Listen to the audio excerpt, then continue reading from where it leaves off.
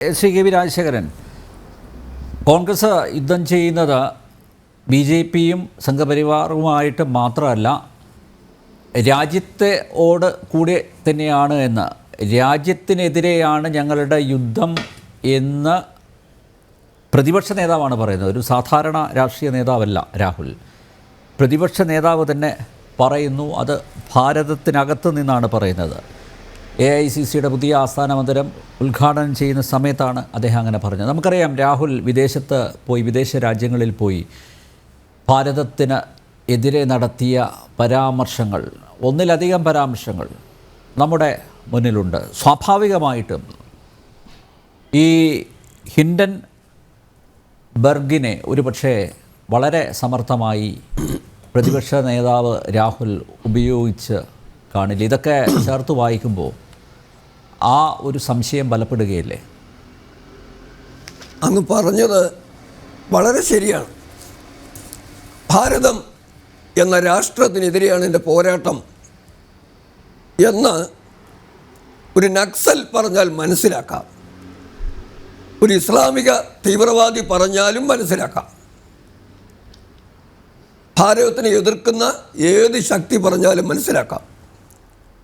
പക്ഷേ ഭാരതത്തിന് 3 പ്രധാനമന്ത്രിമാരുണ്ടായിരുന്ന ഒരു കുടുംബത്തിലെ അനന്തരാവകാശി, എൻ്റെ യുദ്ധം രാഷ്ട്രീയ സ്വയം സേവക സംഘത്തിന് മാത്രം എതിരല്ല, ഭാരതീയ ജനതാ പാർട്ടിക്ക് മാത്രം എതിരല്ല, ഞാൻ ഭാരതത്തെയാണ് എതിർക്കുന്നതെന്ന് പറഞ്ഞു കഴിഞ്ഞാൽ അനുഭവം പണ്ട് ശിവലിംഗത്തിൽ കെട്ടിപ്പിടിച്ച് രക്ഷ നേടാൻ നോക്കിയ മാർക്കണ്ഡേയന് നേരെ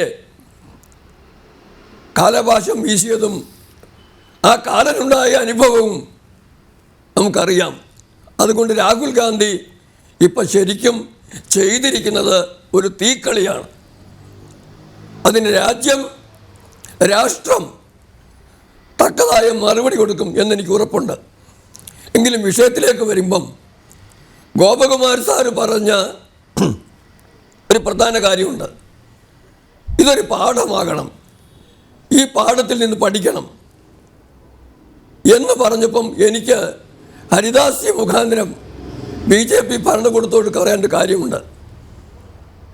ഹിൻഡൻബർഗ് എന്ന നമ്മൾ ജനത്തിൻ്റെ അവതരണത്തിൽ പറയുന്നത് അമേരിക്കൻ നിക്ഷേപ ഗവേഷണ സ്ഥാപനം എന്നാണ്.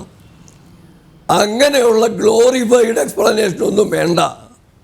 അതൊരു കറക്ക് കമ്പനിയാണ്. അതൊരു സാമ്പത്തിക കുറ്റം, അന്തർദേശീയ തലത്തിൽ സാമ്പത്തിക കുറ്റം നടത്താൻ വേണ്ടി ഉദ്ദേശിച്ചിറങ്ങിയ സാമ്പത്തിക കുറ്റവാളികളുടെ ഒരു സംഘമാണ്. അവരുടെ മെയിൻ ജോലി എന്ന് പറയുന്നത് ഷോർട്ട് സെല്ലിംഗ് ആണ്. ആ ഷോർട്ട് സെല്ലിങ് അതിന് സഹായകരമായ രീതിയിൽ തങ്ങളുടെ സ്റ്റോക്ക് എക്സ്ചേഞ്ചിലെ ഇടപെടലുകൾ തങ്ങൾക്ക് ലാഭകരമാക്കി മാറ്റുന്നതിന് വേണ്ടി എന്തെങ്കിലുമൊക്കെ ഡേറ്റ സംഘടിപ്പിക്കുക, ആ ഡേറ്റ പുറത്ത് കൊണ്ടുവന്നിട്ട് അങ്ങനെ കച്ചവടം ചെയ്ത് ലാഭം ഉണ്ടാക്കുക.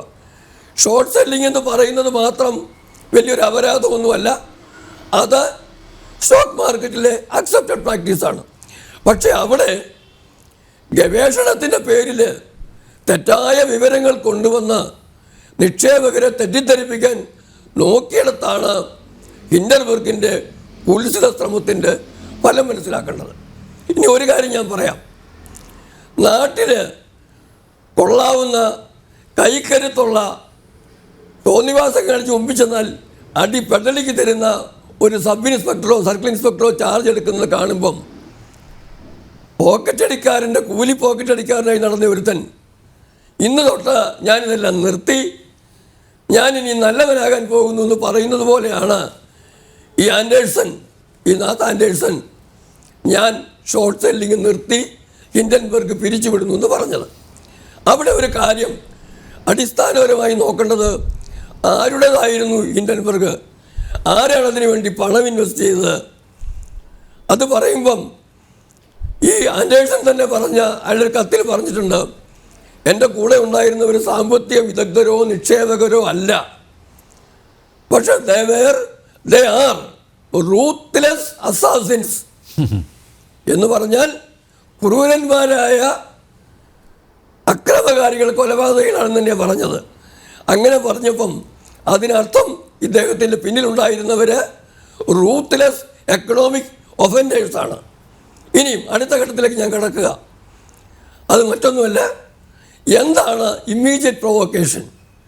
ആ ഇമ്മീഡിയറ്റ് പ്രൊവോക്കേഷനിലേക്ക് വരുന്നതിന് മുമ്പ് എന്തുകൊണ്ടാണ് ഡൽഹിയിലെ തെരഞ്ഞെടുപ്പ് വരാൻ പോകുന്നു, ഡോക്ടർ മൻമോഹൻ സിംഗിൻ്റെ മരണമുണ്ടായി, ഇതെല്ലാം ഉണ്ടായിട്ടും രാഹുൽ ഗാന്ധി ഈ ഇടയ്ക്കൊരു യാത്ര നടത്തിയുള്ള വിയറ്റ്നാമിലേക്ക് രഹസ്യയാത്ര? എന്താ കാരണം?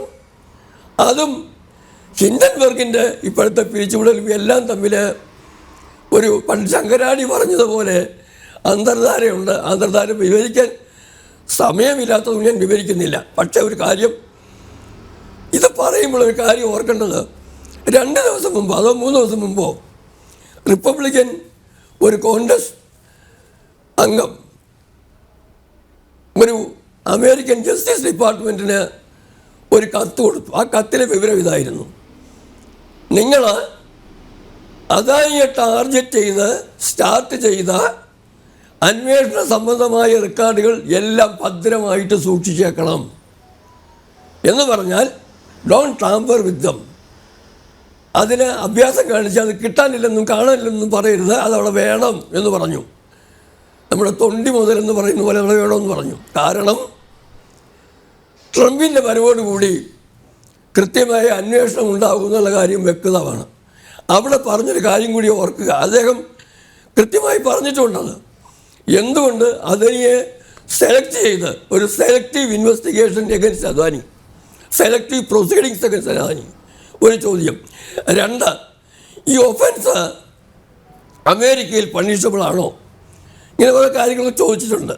അപ്പോൾ ആ സമയത്താണ് ഈ നാത്ത് ആൻഡേഴ്സൺ ഇനിയും കട പൂട്ടുന്നതാണ് നല്ലതെന്ന ബുദ്ധിപരമായ തീരുമാനത്തിലേക്ക് മാറിയത്.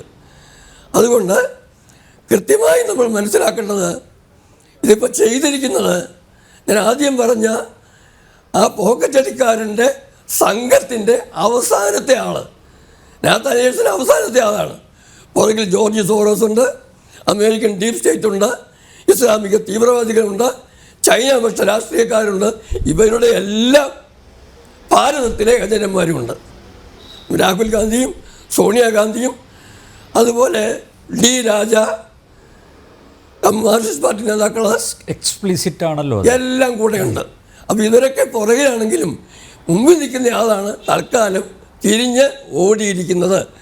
ആ സാഹചര്യത്തിൽ കൃത്യമായി മറ്റു ചില കാര്യങ്ങൾ പറയാനുണ്ട്. എങ്കിലും എൻ്റെ ആദ്യത്തെ നിരീക്ഷണങ്ങൾ ഇവിടെ ഞാൻ അവസാനിപ്പിക്കുന്നു. യെസ്.